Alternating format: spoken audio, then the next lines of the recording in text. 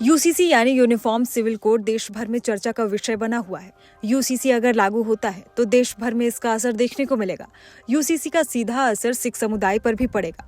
4 points में समझिए कि अगर यूनिफॉर्म सिविल कोड लागू होता है तो सिख समुदाय में कितना बदलाव देखने को मिलेगा। दूसरे धर्म की तरह सिखों में शादियों को लेकर अलग ही कानून है जिसका पालन किया जाता है। सिख धर्म में शादियां आनंद मैरिज एक्ट 2009 के तहत की जाती हैं। यूसीसी लागू होने के बाद सभी के लिए एक कानून आ जाएगा। ऐसे में आनंद विवाह अधिनियम भी खत्म हो जाएगा।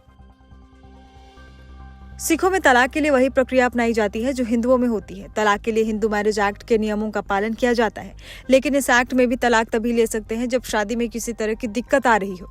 बिना किसी दिक्कत के तलाक लेने का कोई प्रावधान नहीं है। ऐसे में यूसीसी लागू होने के बाद नियम बदल सकते हैं।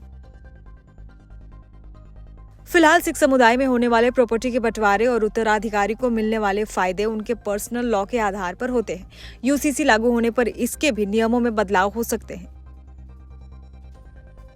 सिख समुदाय की अपनी धार्मिक रीति रिवाज है जिन्हें समान नागरिक संहिता के लागू होने के बाद सीधे तौर पर संबोधित करना कठिन होगा। ऐसे में यूसीसी के बाद हो सकता है कि सिख समुदाय के सांस्कृतिक और धार्मिक अधिकारों में भी बदलाव हो। अब जानिए क्या है यूसीसी यानी यूनिफॉर्म सिविल कोड।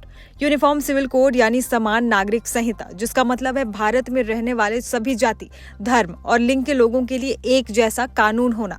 अगर यूसीसी लागू होता है तो शादी, तलाक और संपत्ति के बंटवारे जैसी कई चीजों के लिए एक समान नियम होंगे।